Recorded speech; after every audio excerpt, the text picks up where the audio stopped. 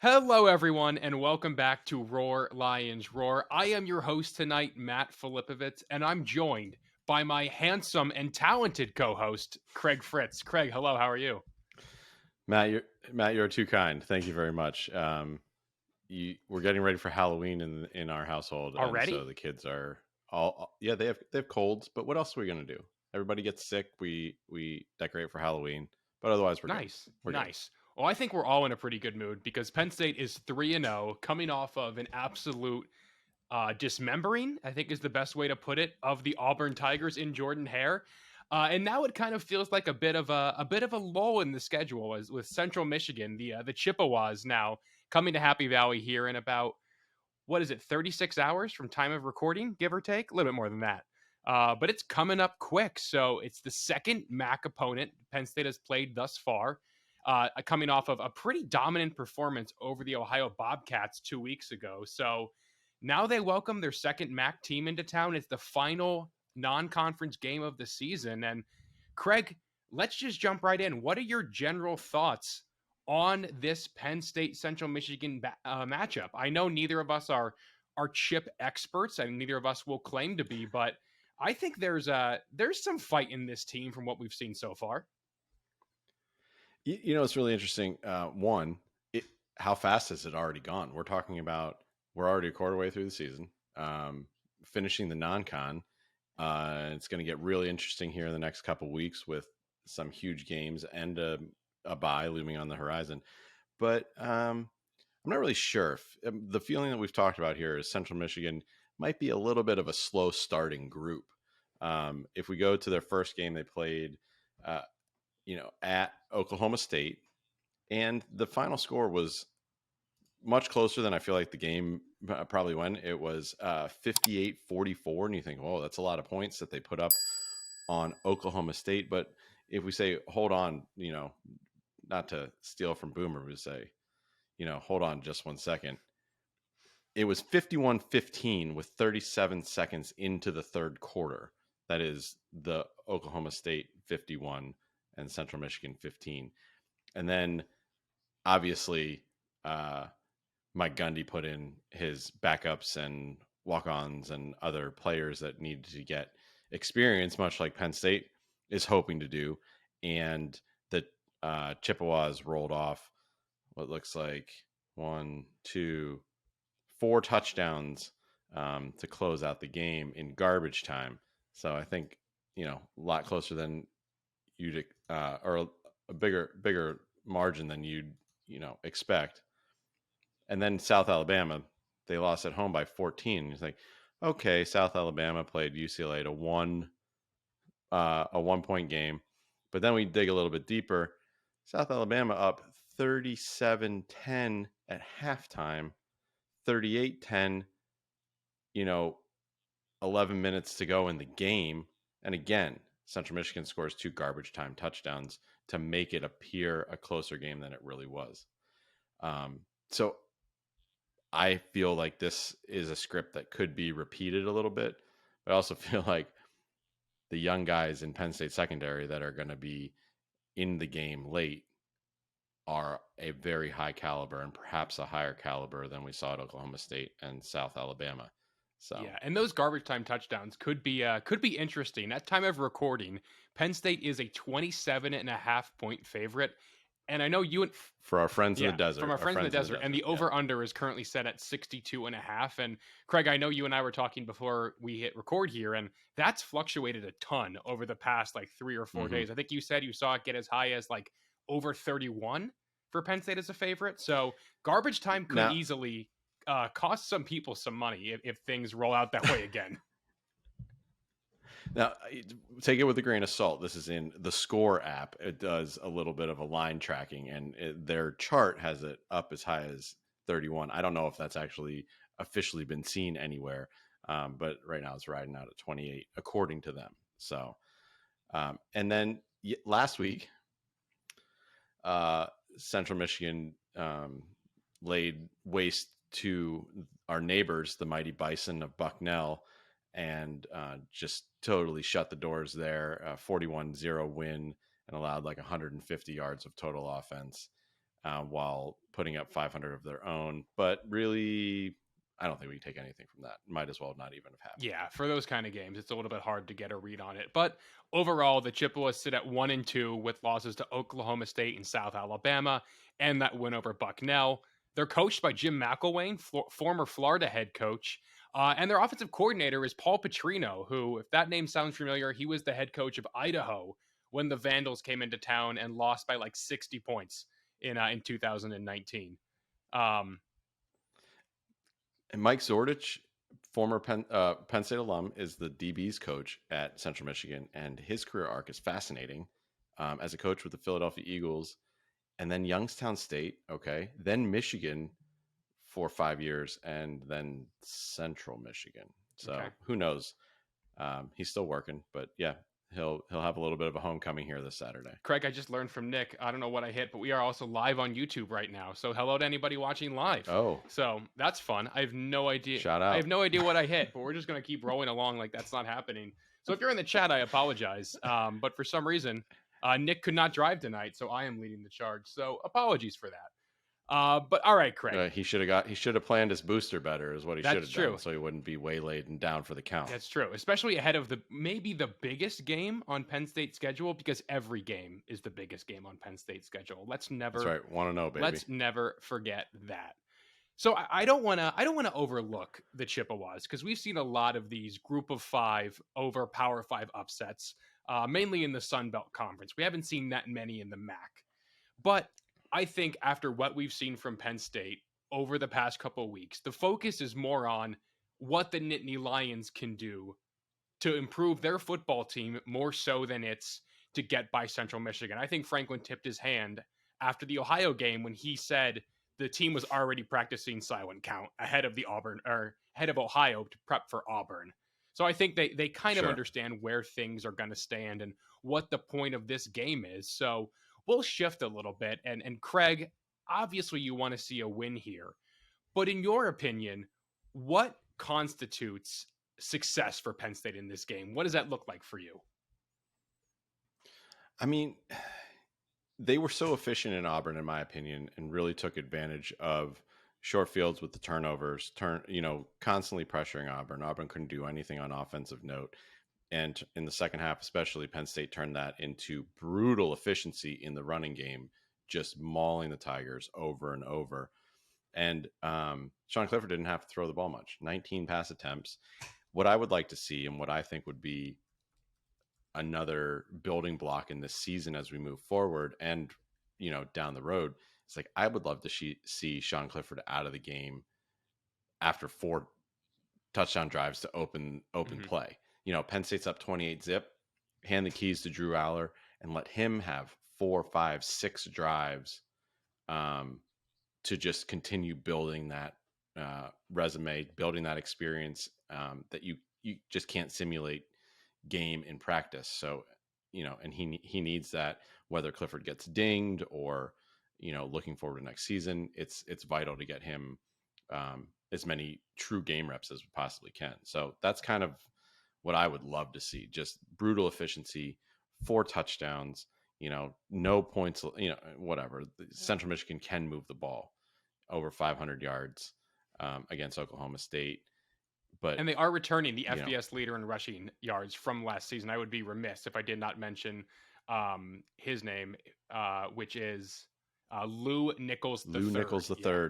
A guy you can. That is a name you're going to remember. Lou Nichols III. Yeah. If you can run like that, I don't know what happened to. Yeah. Carrying on the legacy well. I don't know what happened to Lou Nichols 1 and 2, but Lou Nichols III is going to show up in Beaver Stadium on Saturday. So the number you called out there was 21-0. So a 21-point lead. 28-0. 28. Sorry. If, let's say, I'm not saying this will happen. Let's say that happens for Penn State, though, midway through the second quarter. Do you think they pull the plug on Clifford that early, or do you think they let him play a half and then let Aller take over? Or do you think it's like a hard out if the lead gets to that point? I think, I was actually surprised at how early Aller came in the game against Ohio, because I want to say it was like 24-6 or something. It was like after that. halftime, though. It was in the third quarter. It was after halftime, yes. And, Penn State wasn't firing on all cylinders offensively in the first half. I really think if Clifford puts up 4 touchdowns, there's nothing else for him to Mm-hmm. prove. There are a ton of guys on this team that are becoming major contributors in the underclasses in the freshman and sophomore class. And I think that it is imperative to get them as many game reps as possible. Like, I don't need to see Mitchell Tinsley getting reps. I don't need to see Clifford getting reps.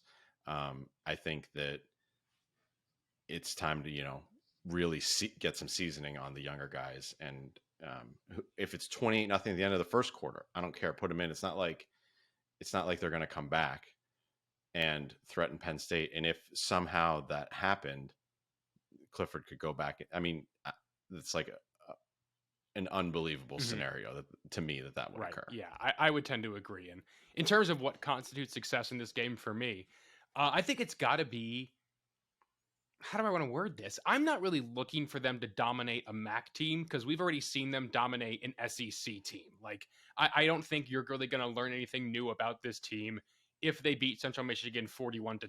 Like, I don't think we can get anything there. And I'll echo your point, and I'll kind of shift it over to the defensive side of the ball.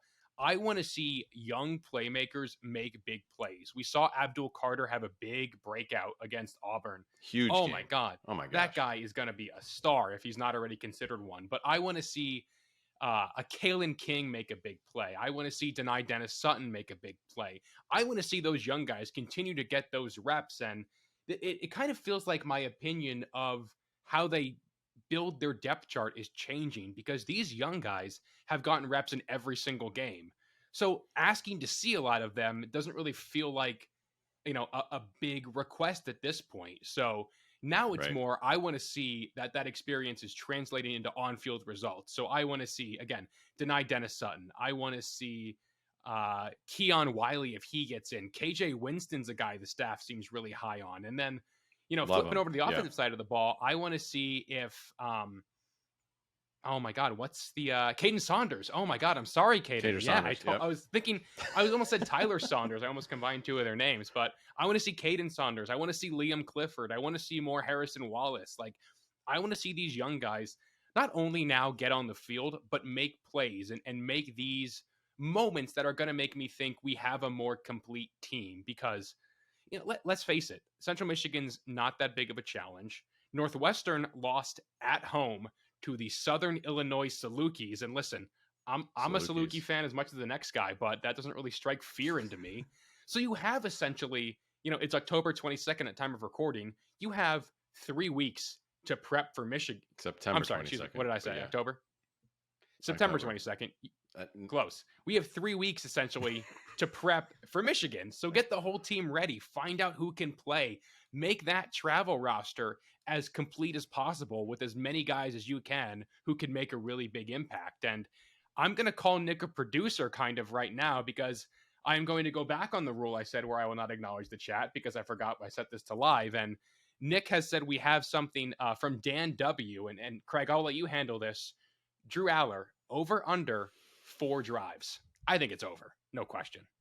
I think it's over too. And I think, and this is like, they obviously want to get Christian Veilleux some time too, but the confidence that can be built by these young guys having success, and you just talked about a lot of receivers and a lot of guys in the defensive backfield and linebacking core, that building the blocks of this confidence is what can make a tentative, really talented freshman become, a player that they can depend on. And so I'm over. I think it's over. I hope it's over, and our optimism runneth, over, but I'm saying more than 4 drives for Aller would be I'd lean closer to 8 than I would to 4. I think man, if we get 12 drives in a game, that's pretty good. I could see a lot of Drew Aller in this one. And then Matthew D said he wants to see some Bo Pribula. I don't think that's realistic. Just because I think they're pretty set on redshirting him. Because the quarterback room could easily look a lot different next year. Cliff's gone. Correct. Who knows what happens with Veilleux. So you want to make sure you have Pribula with that year of eligibility maintained. So I don't think we're going to see any of him this year. Also, you don't need him because you have 3 other dudes who showed they can play. I mean, yeah, unless it's some before you were born, Matt, I'm going way back. Penn State beat Cincinnati 81-0. Unless there is a situation that sort of score occurs, I don't think we're going to see Bo. What year was that? PSU Cincinnati? I believe it was 1991. Okay, all right, that is a little bit before my time, but oh my god, could you imagine? I couldn't imagine a team dropping 80 in this day and age. It's been we've seen 70s. It was absurd. We haven't seen that in quite a long time. But speaking of 70s and 80s, retro, vintage, these are all words that remind me of our podcast sponsor, homefieldapparel.com. Craig, how you like that? I really like how you like segue. that as a segue. I really like that I'm one. a pro. Again, was fantastic. Graduate of the Penn State podcasting class. Not everybody can say that because the class had like 19 of us. So as you know, or if you don't know by now, Home Field Apparel is the main sponsor of our podcast. They're a premium collegiate apparel brand. I see, Craig, you have one of the Home Field sweatshirts on right now, the hoodie. Nice. Love it. So an soft. Old school PSU logo that I actually remember having, like an OG one of those sweatshirts that I'm sure I got from like my dad or something. I remember that logo, but they are some of the softest shirts and sweatshirts I think Craig and I own. I wore my Take Me to Happy Valley crew neck around the house today because it was like 55 here for most of the day. It was perfect. It's perfect. Ooh. Crew neck weather. Their shirts are comfy. They're unique. They take the time to make you feel closer to the school through their logos and through their designs. And if you didn't hear about Big News Saturday, that's because Penn State retired it. Penn State went out there and they dominated the home field marketing. I don't even know what to call it. The marketing campaign that was Big News Saturday. Basically, they tracked their sales from the different schools across, I think it was 15 weeks in Big News Saturday season 2 or season 3. And Penn State went out there and they beat them all. So if you don't know, they're our official sponsor. Use the promo code Roar Lions Roar to get 15% off your first order. That's Roar Lions Roar, all caps. And thank you to Home Field for being just really awesome people to work with. I cannot wait to wear that crew neck to the bar this weekend and show off some Home Field swag and some Penn State pride. So excited about that. It is really lovely stuff. They just released a new Wake Forest line yesterday. Whew, fire. If I was a Deeks fan, oh man, some really nice stuff. All right, Craig. This is kind of going to be building off what we talked about last time, but it's the last non-conference game of the year. It's really the last true cupcake of the year. Say what you want about Northwestern or, whatever else the Indiana schools are going to look like. But what questions do you still want answered in the last non-conference game that haven't been answered through the first 3 weeks? I feel like a lot of my questions got answered, especially after that Auburn game, but I'm curious where you stand on this. It's really interesting because a week ago we did our stock up, stock down. We had some concerns about the kicking game, about the linebacker unit, about the defensive ends. And then we watched the Auburn game, and literally every unit that we were concerned about or showed a little bit of trepidation just completely balled out. Jake Pinniger nearly ties a career-long field goal distance. It was like a true strike. There was no, is it close? Is it not? It was right down the middle. He hit his other field goal, 5 extra points. I would still love to see his consistency extending into this game. I'm hoping he's kicking all extra points and no field goals, but is the kickoff specialist a question? Is Sahadic or Wosu? Does it matter to you? Do you care which guy is handling it? Have you seen more consistency from one or the other? Like, do you have is that something that you want to see ironed out before we get in? I'm looking for these like small things. So start with that.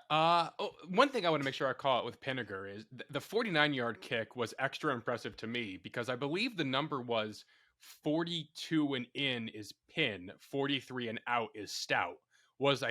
I think it was the rule of thumb going back to those days. So to watch Pinniger extend beyond the range that he had, before he ended up losing that starting job, and to pretty much nail it, like right down the gut. And that wasn't Yeah. really at a point of the game where things were out of hand. They were trending that No. way, but I think that Right. kick was a pretty big moment for Pinniger. So again, it's Definitely. one kick in a not out of it yet stadium, but sleepy stadium. But that was definitely a step in the right direction.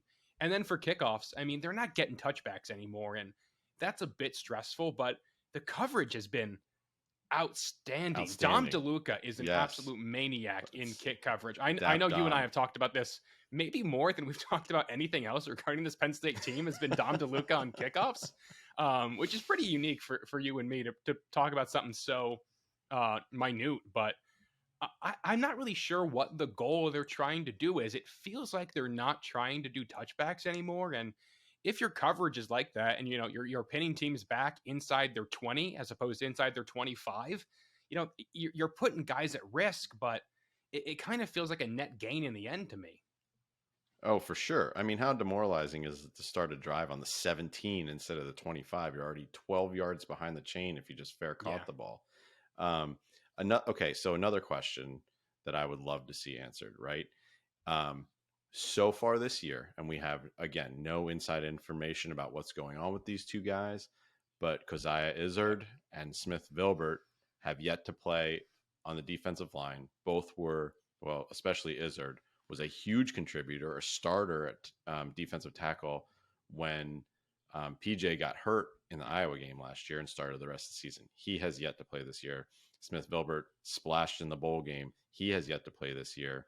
I would love to, at some point, something's got to Right. give.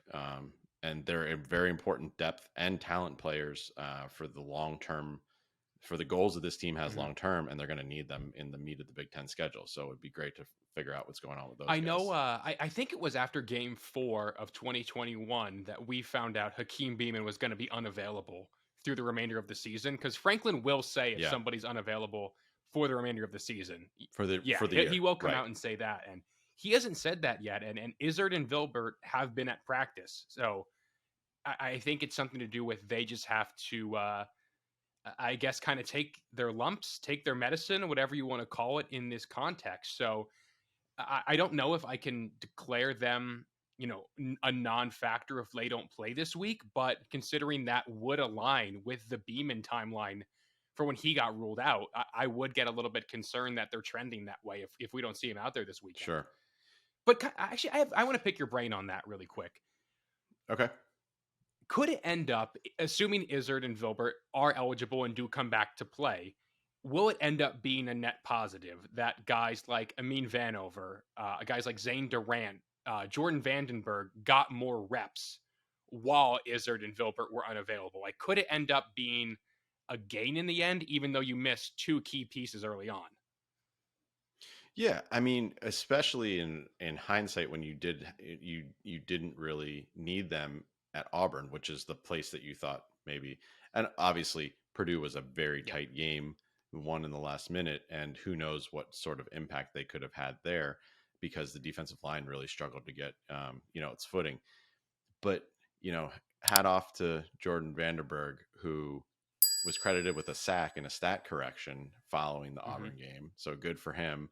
But it is, these are vital reps for the health of your program.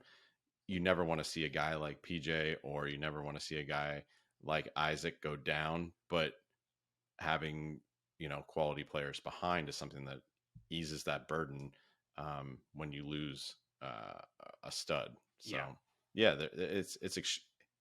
a blessing is a disguise is a weird turn of phrase but it will end up benefiting the team to get more guys experience at those positions. Yeah, For sure. and I think one guy who's really taken advantage of that has been Amin Vanover. Like I could not be more impressed with him. I also really like the no hand in the dirt defensive end. I don't know why. I Right. think it's just a very unique kind of player. I don't think we've seen Penn State have that kind of guy. Like Shaka Tony probably could have been that guy, but he would get into 4-point stance a lot and just act like a sprinter coming out of the blocks and beat dudes off the edge. I kind of feel like the 4-point stance, because Gross Matos did it too, was maybe a Sean Spencer.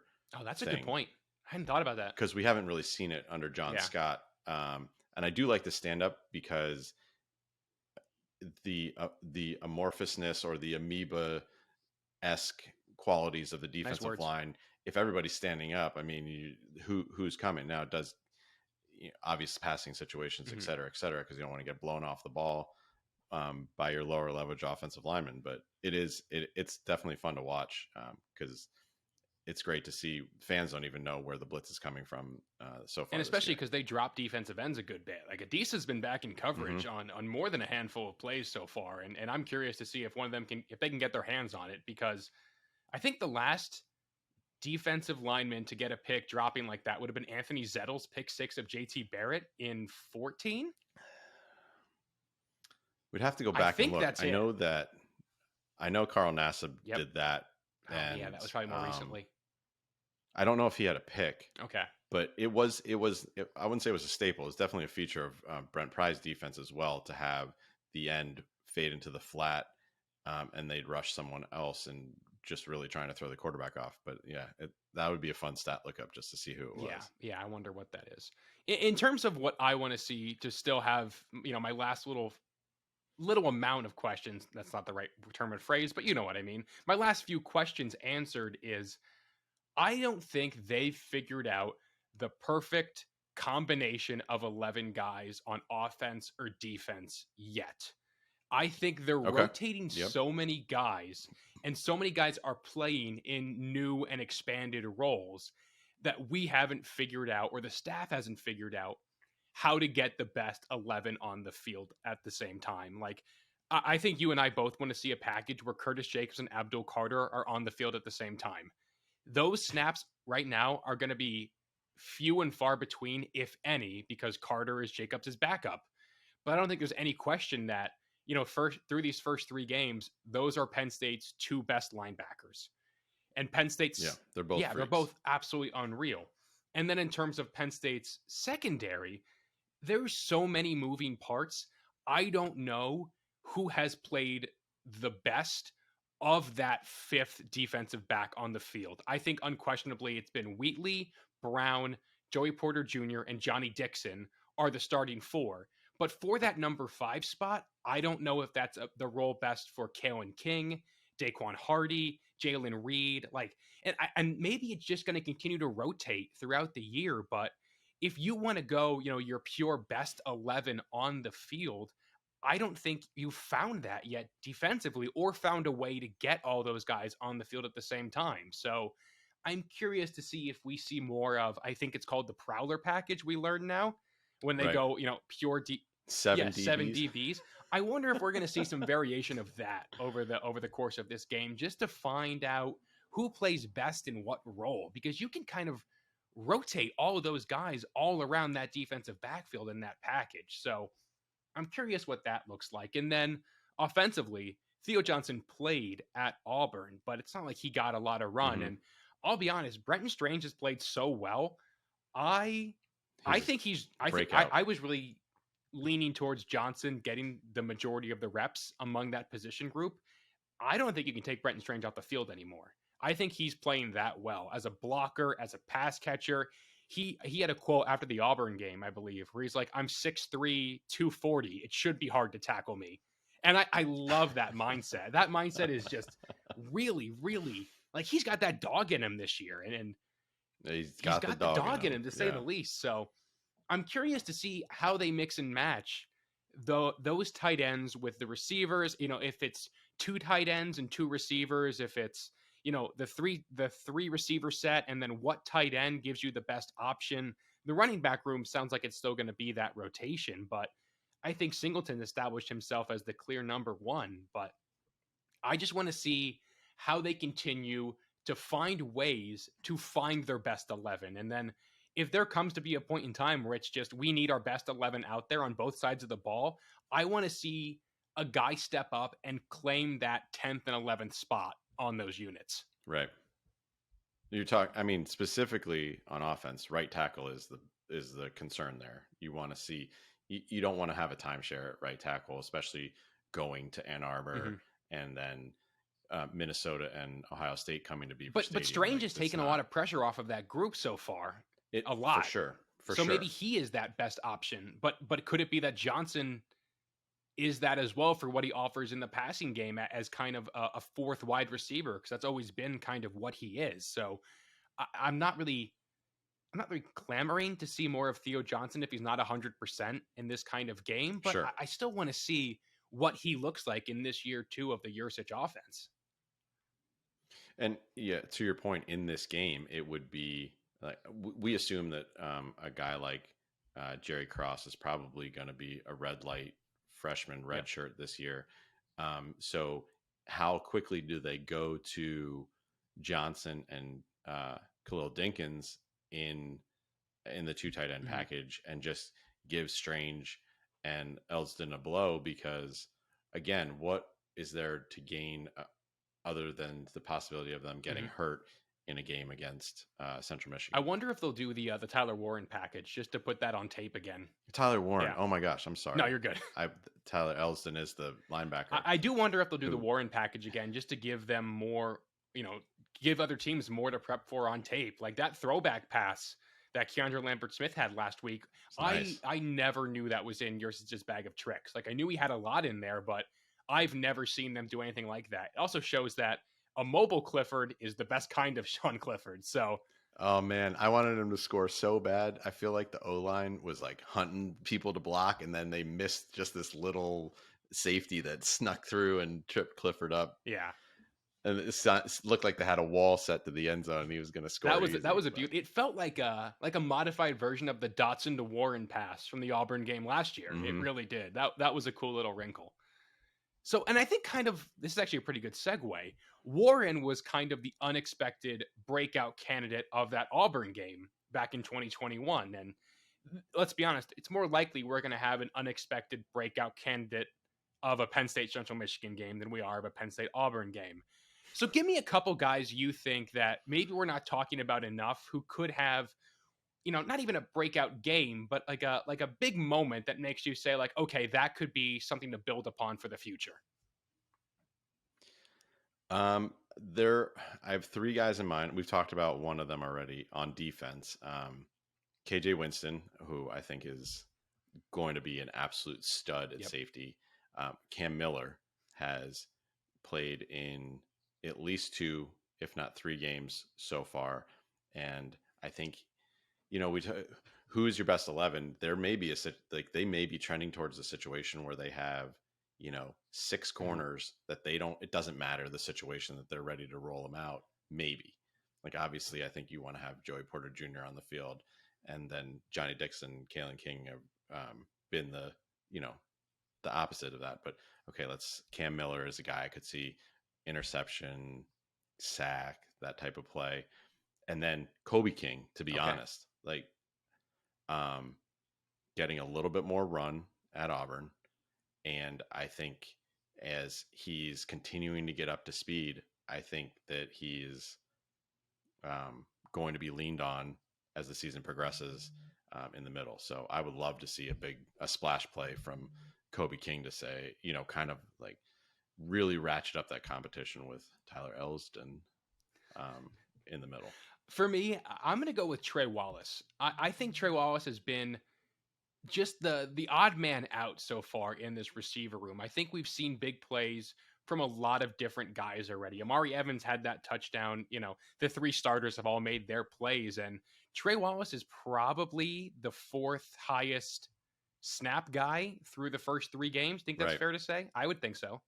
Yeah. And we really haven't seen him go out there and make that big play yet. And I know Stubblefield and Franklin have said they want a true 2 deep along that group. So I'd be curious to see what that would look like if Wallace goes out there and makes that big play, because I think Evans is really pushing him. He's a guy who, is a converted high school quarterback who came in early for the spring and proved that he could go out there against Purdue in week 1 of his true freshman season. So there's clearly a lot to work with there. So if Wallace wants that job, I think this is the game where he has to make that kind of splash play. And in a similar vein, I think Liam Clifford's a guy that, I'll be honest, it would be cool to see Sean throw a touchdown to Liam. Like Clifford has said, that's a big thing he wanted to come back and attempt to do. And that would be really cool. Just, full disclosure, I think that would be one of the most heartwarming moments of the Clifford era. And considering what he's been through, I think that would be a really cool way to cap off the non-conference in just a really unique and fun way.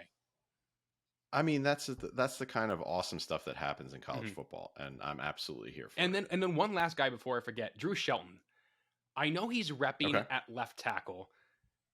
Drew Shelton seems like the kind of guy who is going to be ready to start in his second year on campus. And I don't think Olu is going to go pro after one season as a starter. I just don't think that's in the cards. So is it worth seeing if Shelton can give you a little bit of a push at right tackle? I think yes. And I don't know how much he's practiced there. I'm not at practice anymore. And I know even when I was there, the offensive line has always been pretty tucked away and secretive at open media practices. But I'd like to see if he can, raise that floor a little bit. And if he's able to do that, I don't know if he's the guy you go to ahead of this Michigan, Minnesota, Ohio State stretch. But if he can give you, 2 series a game in that realm, that's a pretty good true freshman season for an offensive lineman. Heck yeah, definitely. So I'd be curious about that. All right, Craig. Score prediction time. Oh man. As we've already said, Penn State is a pretty hefty favorite, 27.5, depending on your book of choice, and 62.5 over under. Craig, what do you got? Man, I have just been thinking about a win, so this is kind of hard to put a specific number. It feels on. harder than any other game so far. Right? Because if they score less than 40, doesn't it feel like a disappointment? Because you just went to Jordan Hare and dropped absolutely. that many. Yeah. No. I don't know. I think they're going to push 50. I'm like, if it's all touchdowns, if we go tutty crazy in here, you could easily push that. I'm thinking like something like 46-16 ish. Okay. All right. I like where your head's at. I'm gonna go a little bit bigger. I'm gonna say Penn State 63. I think they're gonna put up. I think the defense gets a score. I think the defense. I think last week was a turning point for that Manny Diaz defense. So, it was so fun to watch. Holy give me cow. Penn State 63, Central Michigan 10. And again, I don't know what kind of statement that makes because you kind of made your biggest statement of the season last week, but I think we're going to see a lot of Drew Aller. I think we're going to see a lot of Christian Veillere. And I think we're going to see a lot of backups get some really good run again, considering they've gotten it in the past 2 games already. I love it. All right. Let's just maybe Aller will throw for 4 touchdowns, and then we can really ratchet up the Clifford Aller. Rob Parker in the live chat has our 4 drives, 4 touchdowns. I don't know if that's throwing or if he just leads him on 4 touchdown drives or if he runs it in himself. Either way, I would be more than happy with that.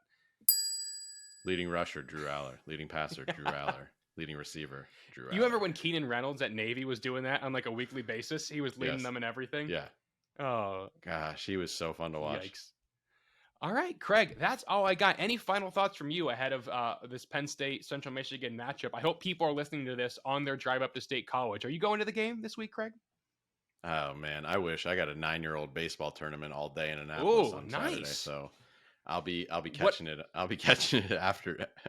It'll be Fritz watch after dark in my house. What are the lunch plans over in Annapolis? Are you packing? Are you going to get something there? Ooh, I think we might pack. I don't know. There is a Renaissance festival right across the street from one of the fields. Are you serious? So turkey leg, stein of ale, mead, whatever they serve there. So, but I'm an assistant coach, so probably just either packing or getting something boring like Chick-fil-A. Okay, all right. In between the games. Fair enough. Well, thank you all so much for listening. A bit of a shorter preview episode, but again, this should be a blowout. We're efficient. Yeah, we are efficient. Yeah. Thank you again, as always, for listening to this edition of Roar Lions Roar. Thank you to our sponsor, Home Field Apparel. Again, that's 15% off your first order with promo code Roar Lions Roar, all caps at checkout. Be sure to like and subscribe on your podcast network channel of choice. Leave us a 5-star review. If you want to leave us a comment with a question, if you leave a question or a comment, we will read that in the next episode whenever we see it. I do not know how often, Craig, you check if we get a new review. I forget to more often than not. So if you catch it before me, let me know. But again, thank you Will as do. always for listening to this edition of Roar Lions Roar. For my co-host Craig Fritz, I'm Matt Flipowitz. Go State. Go State, baby.